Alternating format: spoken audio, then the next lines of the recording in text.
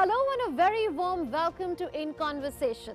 Our guest today is a distinguished physicist who has been conferred with the prestigious Padma Shri and the French Order of Merit, which is one of France's highest civilian honors to recognize outstanding contributions.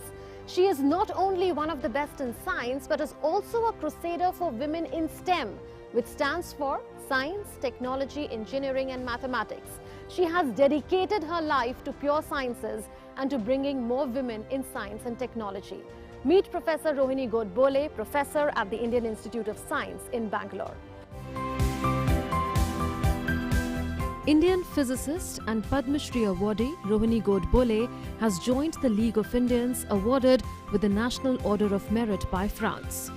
The prominent particle physicist, who was awarded the Padma Shri in 2019, has had a long collaboration with the scientific community in France and is well known for her commitment to promoting women in science. Born in Pune in 1952, Godbole completed her BSc in physics from the University of Pune, securing the first rank. She went on to complete her MSc from the Indian Institute of Technology, Bombay in 1974. Having secured the first rank again, she was the recipient of the Institute's Silver Medal. Godbole completed her PhD from the Stony Brook University in New York. The honorary professor at the Indian Institute of Science in Bengaluru is best known, among other things, for her work with CERN, the European Organization for Nuclear Research, also the home of the Large Hadron Collider, the world's largest atom smasher.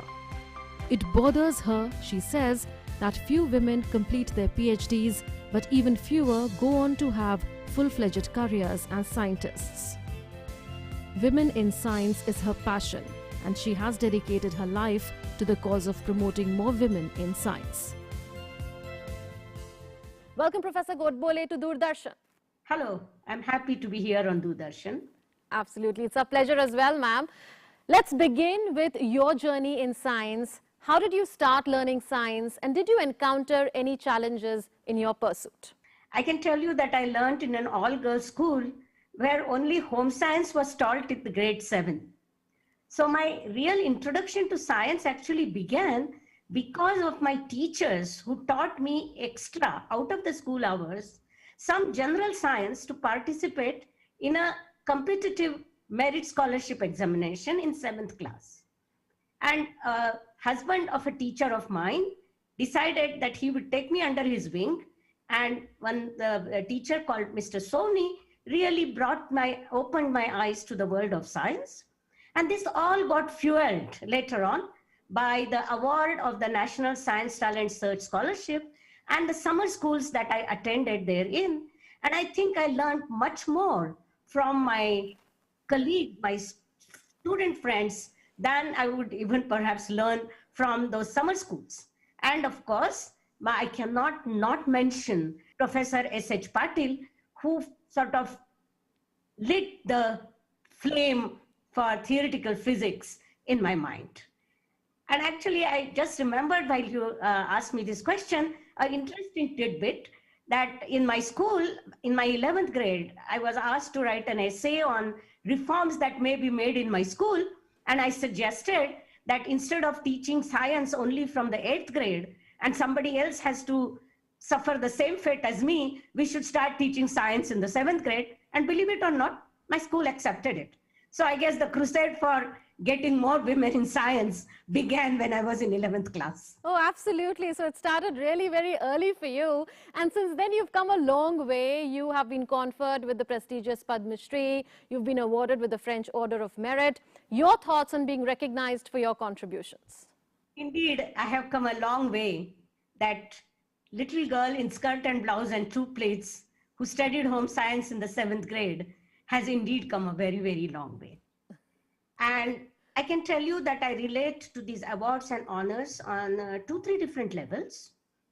One is, of course, to say that, my role, my contribution as a researcher, as a teacher, as a crusader for women in science, all have been recognized. And of course, it feels good for the self. But I think I'm equally happy for the subject of particle physics, which is a bit esoteric, and people feel a bit scared of this very strange abstract subject. And I'm equally happy for women in science. But I guess I would be amiss if I do not tell you that what I cherish, perhaps even more than these awards, are the memories of finding something small, an insignificant piece of information, maybe something noticing for the first time, and sharing it with my colleagues who are working in the subject. Being able to see that my training, my studies allow me to appreciate the depth and the beauty of the laws of nature that describe the universe around us. To realize when students from research students, BSc students, coming from all corners of India, beginning from Kashmir to Kerala, and all corners of the world, beginning from Europe, America to Japan, when this come up somewhere and say, oh, I remember this lecture you gave me. Or somebody who comes and says, I chose to go to nuclear physics because of this lecture you gave in the library of the university department of physics, where you had come and lectured 15 years ago. And I think I have been blessed to have many of them. I have enjoyed doing science, and nothing better than getting rewarded for doing what you enjoy. Absolutely, well said. And you are a theoretical particle physicist, like you just told us. So tell us about your field and how it has contributed to better understanding of science.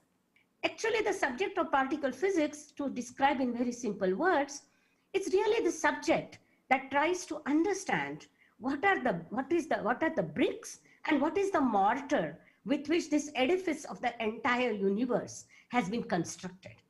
And the funny part is, we all know that everything is made up of molecules. Molecules are made up of atoms. Atoms are made up of electrons and nuclei. Nuclei are made up of neutrons and protons. And neutrons and protons are made up of quarks. So the entire world is made up of quarks and electrons. But actually, there are also brothers and sisters of these electrons and of these quarks, which live for an extremely short interval of time in the big high energy colliders, or which also lived at the beginning of the universe. Therein lies the beauty of the subject of particle physics, that the laws we investigate and study at the heart of the matter are in fact operable and have been able to help us in understanding what happened at the beginning of the universe and what's happening today at the center of a galaxy and what might be happening at the edge of the universe. So this is what the subject of particle physics is all about. The same subject has given rise to the Internet of Things. It makes even this distance interview possible. This has given rise to AI. This has contributed to investigation in cloud computing, in precision engineering. So in some sense, this subject has not only contributed to our basic understanding of nature and universe, but it also has made very practical contributions to our everyday life. While women do take up science as a subject, how many of them go on to complete their PhDs in science and go on to become scientists and take leadership positions? That's a very good question, because I think this is one aspect where we differ from the rest of the world. In India, there is really no inhibition among girls to study science. They excel in science in studying. And about 25 to 30% of our PhDs in science are actually women. But what happens is that when it comes to positions where you do research, you lead institutions, you lead the endeavors that add to the scientific and technology ecosystem in India, then you find the percentage is rather small. It goes down as low as 10 to 12%.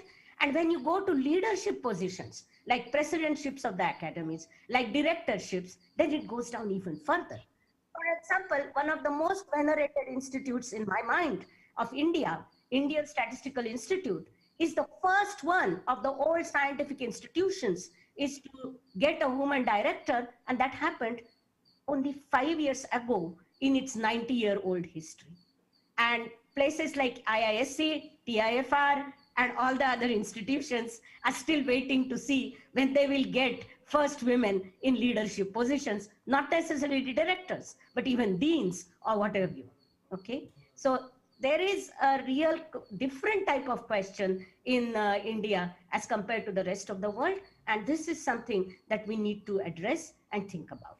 What do you see behind this trend of women scientists giving up their careers? It's not necessarily that women give up the career.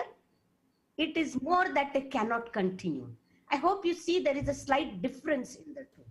And in fact, this is something we learned in a survey that I did. Women scientists, women who had actually left. That is, we looked at women who had done PhD and left. And while it is true that the family and career balance is something that inhibits many women, I think the point is really also about our attitudes, the societal attitudes and the institutional attitudes that cause this drop in numbers. Have you ever encountered bias, ma'am, in your career because of your gender? I can tell you that in my student days, I never felt any discrimination. My friends in IIT, my teachers in IIT were completely, in sync with what I wanted to do. My student friends went out of their way to help me, for example, when I was trying to apply to USA. I can remember, however, incidents which happened when I came back to India to join a research career. Then I remember some incidents which only now I look upon and realize might have been discriminating. But to be honest, at that time, I was far too single-minded, far too focused on finding my research area, establishing my research niche to worry about these things. But I can tell you, for example, a senior colleague of mine at one stage told me, oh, your best bet is to find a teacher's job in a women's college in a non-urban area. I am not sure that he would have given the same advice to a man who had the same credentials as I did. But to be honest, at that time, I didn't look at it as a gender issue. I looked at it and started asking the question, is it because I don't have the abilities? Because that is what every early researcher is filled with. But on the other hand, for example, many years after I established my career, a colleague, senior colleague and a friend said to me, oh, I didn't realize you were serious about research. And he said it in sort of admiration and friendship. But I realized that this arose from an idea invisible to him, unconscious to him, that women need not be serious about their research. And now I cannot tell you whether any decisions that people who thought like this took in my regard were influenced by these thoughts that they had. I have no way of telling you this, but yes, I can only tell you that I do not think that my journey in science has been impeded because of this. Professor, while on the one hand, our hearts are filled with pride when we look at women scientists clad in saris, congratulating each other for the successful launch of the Mars Orbiter mission. On the other hand, there is a dark reality wherein we look at women being constrained to give up their careers because of various circumstances and reasons. You had referred earlier to some interventions that should be made. What are the interventions that you suggest at the government level, society level and family level to be able to stem this waste of skilled scientific manpower? Yeah, now this is really a loaded question. And usually I would take an hour to answer these questions. And I do actually when I give talks. But since we do not have the whole day, let me just focus on two different things. One, about the issues that are specific to women in science. All professional women have to actually handle career and family balance. And that is something common to all of us. And the solutions for that are common to all of us. I will come to that at the end. But the problem with women in science is that the body clock is ticking and at the same time, the clock of science is ticking. What I mean by that is that as a fresh PhD, you need to invest scientifically to establish your own niche. This is when you are a postdoc, don't even have a faculty position. And this is also the time when your body is saying that if you want to have a family, please have it now. And therefore, I think for women in science, we need interventions which are specific to address this problem. In India, we have various schemes which have allowed women to come back, and that's okay. But the point is that it takes care of only the ticking body clock. It does not take care of the ticking science clock, because these women have to start once again after the break afresh in a new field. Many of my contributors of Leelavati's Daughters actually just said, let us have schemes which will tide us over. Let us have help in this early period when we are trying to establish our place in career and raise a family and handle other caregivers' responsibilities. Let's just have some help in this period, and after that, we don't need anything else. So that is, I think, a major intervention.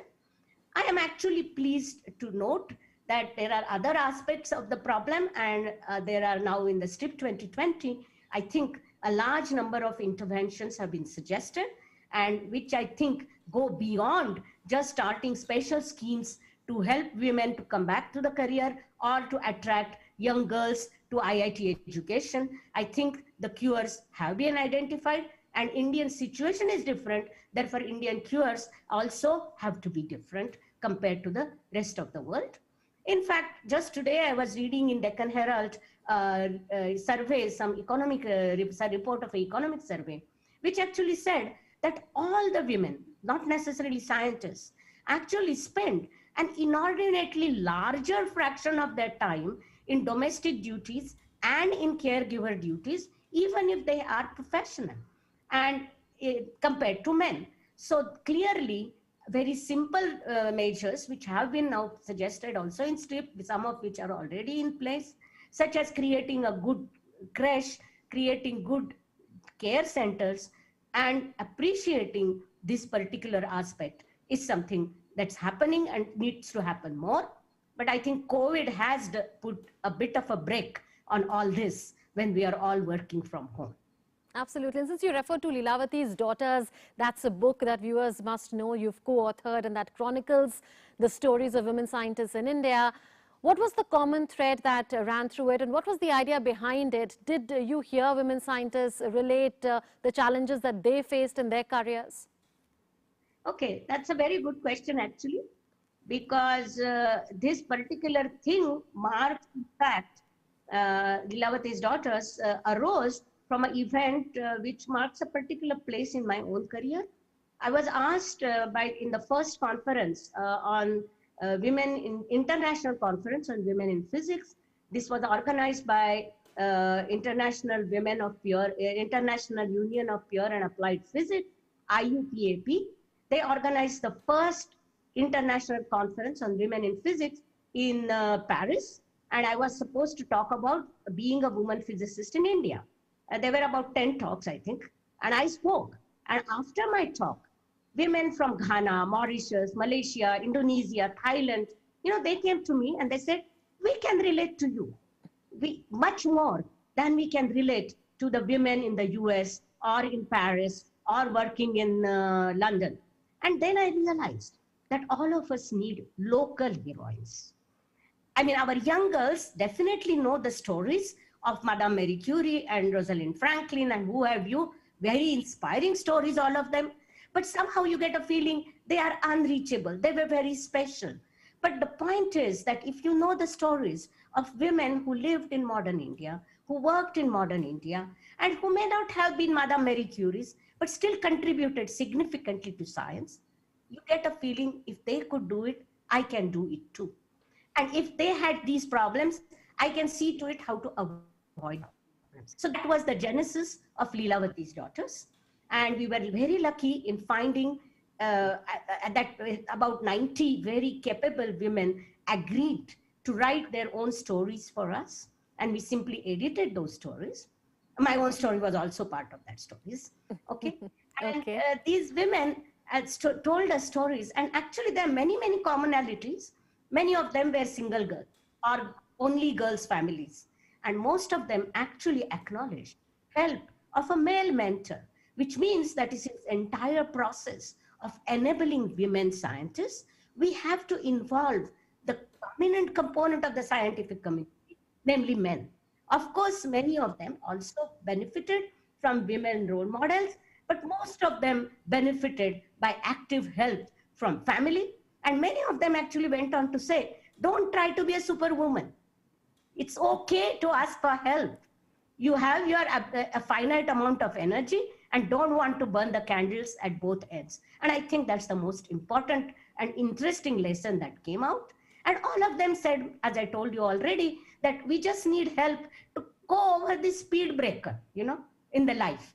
Because that is something very specific for women in science, that you have to have children at the same time when you are trying to establish your niche. And understanding that even the apprenticeship in postdoctoral position is very, very important, is really the crux of the matter to have more women in science. And that's one area where we are, I think, still missing some more action. We need to work a little bit more on that particular step. So what you're relating, Professor, is something that women across fields and sectors go through, where they reach this crossroads, where they have to make a choice between family and career. But perhaps in science, that break is a little too much to handle once you are back, because science proceeds with a lot of speed.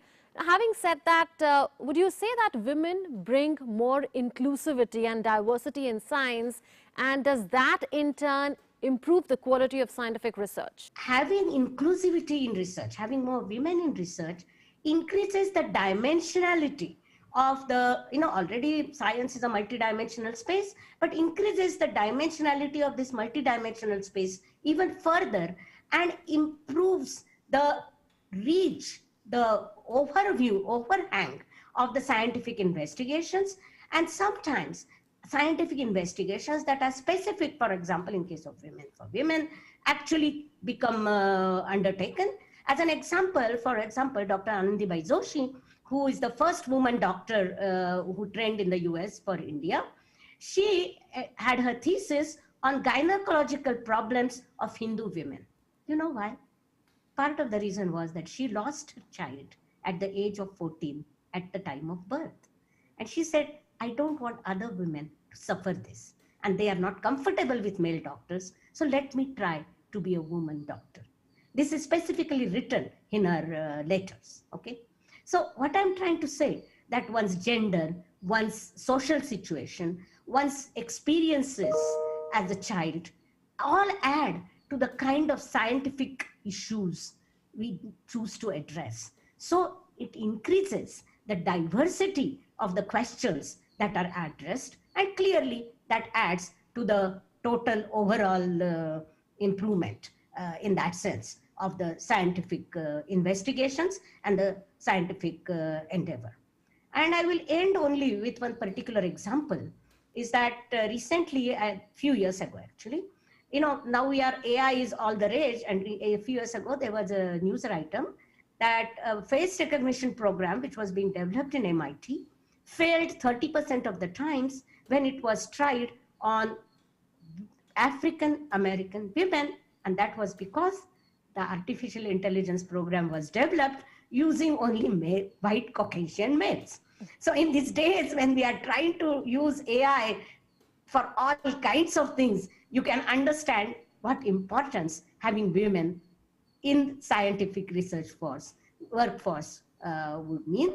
I will end with another very, very small example. Just yesterday's the Deccan Herald had this news item that a young girl who is the daughter of a Devdasi was trying to apply to university. And in the application form, it said, give the name of the father. And particularly in this community, women don't have the name of a father. So the person who designed this form wasn't aware of it. So this kind of tells you the need of diversity including in all scientific administrative endeavors as well.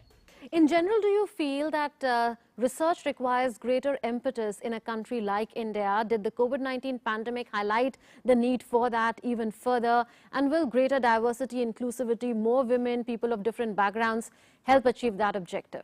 Let me tell you that I am really proud of the way our medical fraternity and scientific fraternity has arisen to the challenge, and also civic agencies have arisen to the challenge since you mentioned COVID-19. And yes, indeed, not just to fight COVID-19, as I just now said, almost for any issue, and particularly health related issue, there is no doubt, we really need a holistic approach, a holistic contribution to science. But actually, independent of diversity, I kind of feel that it is also very important in India increase the number of researchers per every 1,000 people, number of people who engage in scientific activities, number of people who understand science and communicate it properly. I mean, this is something that arose in the during COVID-19 in a very, very important fashion.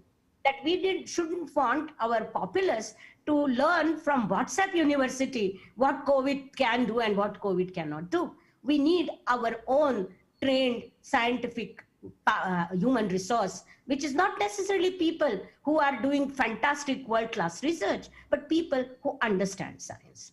So we have to increase in India the fraction of trained scientific human resource per 1,000 people if we want to make a progress and achieve the dream of being a technological savvy, developed and affluent country. Towards the end, Professor, what would you like to say to the several young girls aspiring to be scientists watching you today? One has to choose one's own path after, good thinking and then march to one's own tune.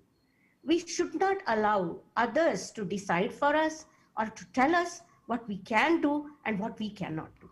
We should try to judge it for ourselves. And actually, the advantage of doing that is that after you choose your own path, no obstacle is too hard and no difficulty is too unsurmountable. So I would say our dreams can then be only limited by our imagination. Thank you. Encouraging, inspiring words coming from a very, very distinguished scientist. Thank you so much, Professor Godbole, for speaking to us on Doordarshan. Thank you. Thank you for having me. It has been a pleasurable experience. That was Professor Rohini Godbole speaking to us on In Conversation. Thanks for watching.